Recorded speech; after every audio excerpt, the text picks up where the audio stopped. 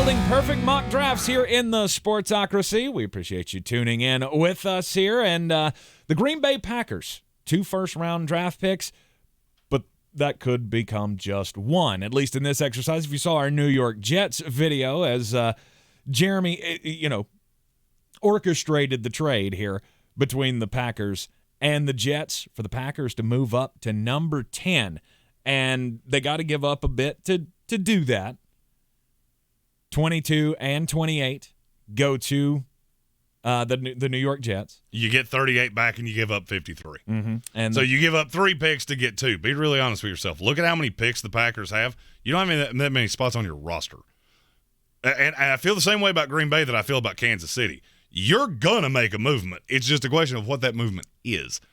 Now, I'm reading tea leaves here of looking at the receivers that they have been linked to, guys that have either been in the building or there has been back channel interest in. None of them are going to be there at 22.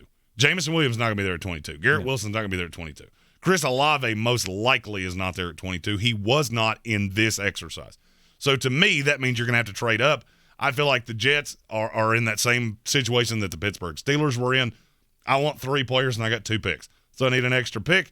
You get this from the Jets. You move up to 10, and you go get your guy. Yep, and that guy out of Alabama, wide receiver Jameson Williams. You need the deep threat.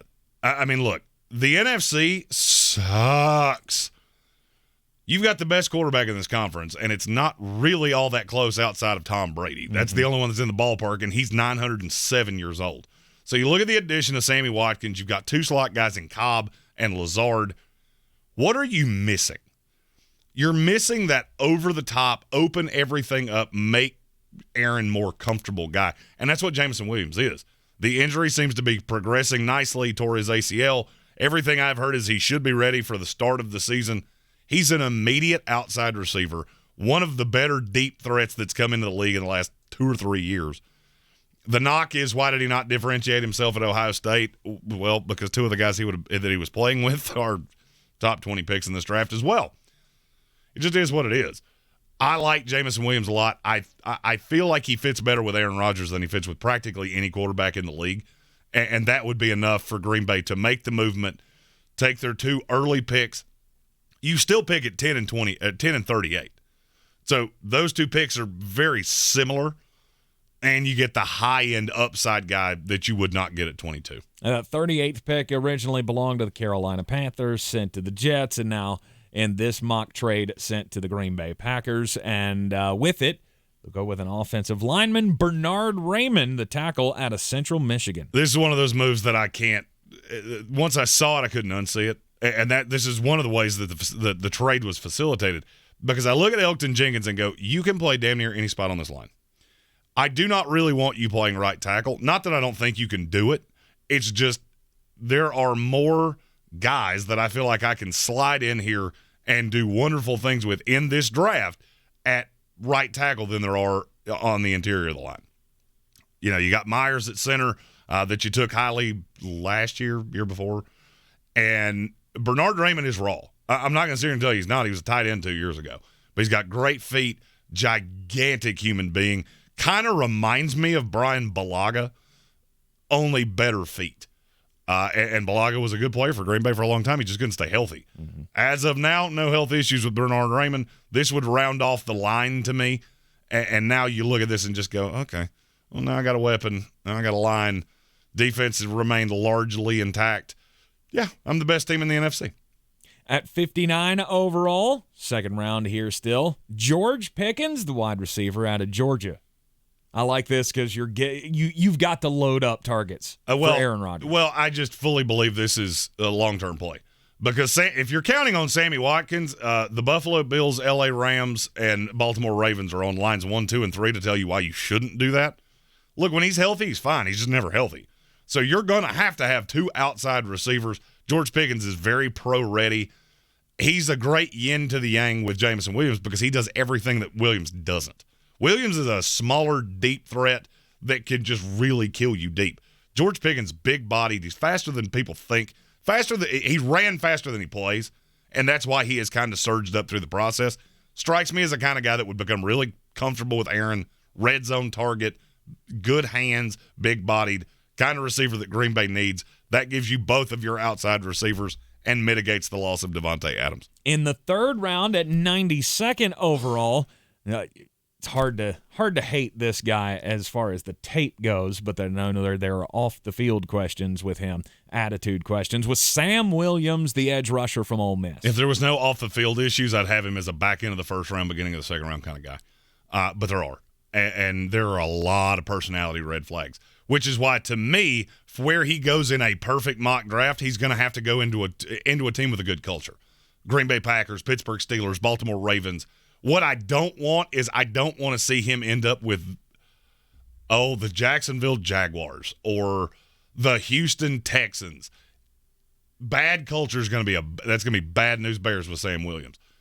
Now, you bring him in here, and I'm not saying edge rusher is a huge need for them, but I do think you can stand him up, make him a rotational piece. He would be the ultimate replacement to Preston Smith a year or two down the line and would still give you value right now as a 15, 20, 25 snap a game, see ball, get ball kind of edge rusher. In the fourth round, the Packers have 2 picks, 132 overall. Jojo Domann, linebacker from Nebraska. And linebacker is really misleading because, yes, that's where he lines up, but no, that is not what he plays. He is the wish version of JOK from last year, Jeremiah Usu-Koromoa, that wound up with the Cleveland Browns. Very good slot defender. One of the better slot cover guys in this draft. The only problem is he played linebacker. He's a sub-nickel package kind of guy that's just going to be a nice piece. He's a rotational piece. I mean, if you put him out there on first down, he's going to get run over because he's just a little feller. But the coverage skills will get him drafted, and I'll be honest with you, he's been really popular through the process. And I just see him as a usable piece in Green Bay to just make that defense even more formidable. Their second pick in the fourth round at 140, John Ridgeway, defensive tackle from Arkansas. You remember that thing I just said about making the defense more formidable? Mm-hmm. John Ridgeway is top 5 in this draft of people that I'm convinced at some point in their life have eaten a squirrel. Top 5 in this draft of people that I'm convinced have run full speed into a cow. No doubt lifted a tractor tire over his head. Just country strong. To me, he projects as a 3-4 end in an alignment like this. He can slide to the inside in nickel dime alignments, 4-man fronts. He's just really strong. Injury at the Senior Bowl pushed him down, and then he's had the absolute worst thing during the process that you can have. Nobody talks about you because that means you're not doing anything that's catching me. To me, the tape is what catches you. You go back and watch how he held up in the SEC. That's impressive, especially on a team where he had a great talent deficiency against damn near everybody he played against. Would be a rotational piece to begin with, longer-term play, but is ready to contribute right away. In the fifth round at 171 overall, you got him taking a tight end, Jake Ferguson out of Wisconsin. You got to love Wisconsin players going to the Green Bay Packers. Look, I know you brought back Robert Tonyan. I'm still in the acquire targets phase. I want Aaron Rodgers to have as many options as humanly possible. Jake Ferguson's tape says he should go in the second day. The problem is that he started running and doing physical things, and people realized he was about as athletic as a dry heave. And that is problematic because now we're to a point in the NFL where every tight end has to be able to move and every tight end has to be able to line up in the slot. And I think Jake Ferguson can do that and be a size mismatch. The problem is that he's not going to beat you deep. This is the good hands catcher. I need 5 yards. He'll go get you 6. And I just, if you go back and watch the Senior Bowl, he was very impressive against the best competition. Very impressive throughout the week. Just not the height, weight, speed guy. I feel like teams get too involved in the RAS things, and guys like Jake Ferguson pay the price for it. In the seventh round, the Green Bay Packers have 3 picks. They have their own, they have a compensatory pick, and they have the one that belongs to the Chicago Bears up at 229 overall. Leon O'Neal, safety from Texas A&M. This is a player that would allow Darnell Savage to be more of what he is because you could play him in the box. I think he's a good enough coverage guy to not be a liability. He's raw. That's why you can get him here. Green Bay, for some reason, has an interest in every Texas A&M player. I think they've either spoken to, had them in the building, virtually met, whatever, with every draft-eligible player from Texas A&M. which tells me they're really interested in somebody. I just can't figure out who it is. The fit here is nice. He would be a rotational safety to begin with, contribute on special teams, and ultimately have a box run stopper role 2 years down the line. At 250, Bam Elaseni, offensive tackle from Utah. To get drafted at this point, you have great deficiencies in your game, but you do something really well. And he does be real big, real good, because he is a fucking mountain. Super raw. And when I say super raw, I mean as raw probably as any offensive lineman in this draft. You need to not expect to get anything out of him initially. He's 6'7", 350. But the body control is in place. The problem is that the only thing that I ever really saw him do, his hand placement's not particularly good. The only thing he ever really did at Utah was, I'm bigger than you, and I can push you around. So there's no real technique. You're going to have to round off the technique, but at the end of the day, there's not that many people in this world that are 6'7", 350. And there is good tape. I shouldn't make it sound like he was just a fucking door.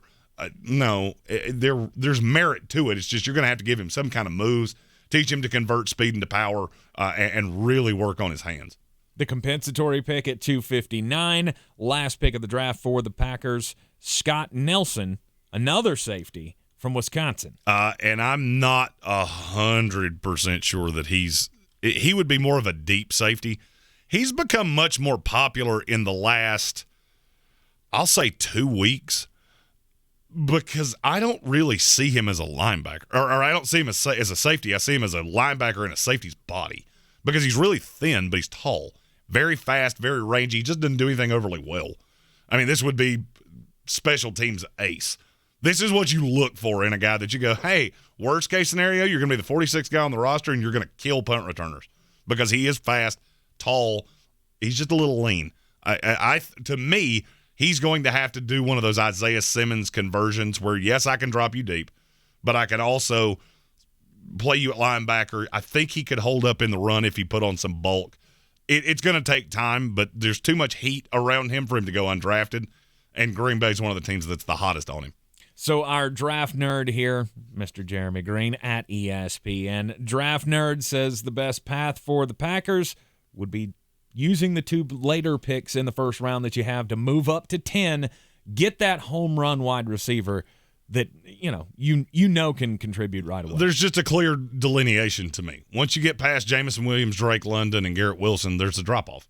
There's a drop-off to Treylon Burks. And look, I like Treylon Burks. It's just a specific kind of offense. So if I'm Green Bay, if I sit back at 22, there's a possibility, and trust me, this got said to me a lot in the last mock draft, that you wind up with a third guy that is predominantly a slot. I have to say this, and I vowed to myself I was going to say this in the Packers mock draft. Just because a guy played in the slot in college does not mean that's all he can do. Treylon Burks. Just, okay, that's not all he can do. But to me, you got to go get your guy. Your window is too tight. I mean, they've got a bajillion picks. You don't have room on the roster for this many guys, so you should be very maneuverable. I almost made another trade, but after the Jets mock, then I went, well, that's a little far-fetched. I decided I wasn't going to do more than one trade for any one team. Okay, so the Chris Farley A+ mock draft here from the Sportsocracy. Yeah, things are going great. Yeah, this would be great for the Green Bay Packers. If you agree, if you disagree, let us know in the comments. If you want to just get in the comments and tell me. Mom, I wish you could be Santa's little helper and shut your damn cake hole. Hey, you're entitled to do that too. You call me a big ginger bearded man bun mulleted dipshit. It's fine. I'm very thick-skinned. But if you have a player you'd like to know how they fit with the Packers, any questions you have for the Packers, we'll be doing live mailbags between now and the 2022 NFL Draft before we cover every pick live right here on YouTube. And we will be coming to you, as always, from the Ingles studio. Ingles Supermarkets, low prices, love the savings. Hit that subscribe button. Get all of our team-by-team content here in the Sportsocracy. I'm Tank Spencer. He's Jeremy Greene, and we will see you next time.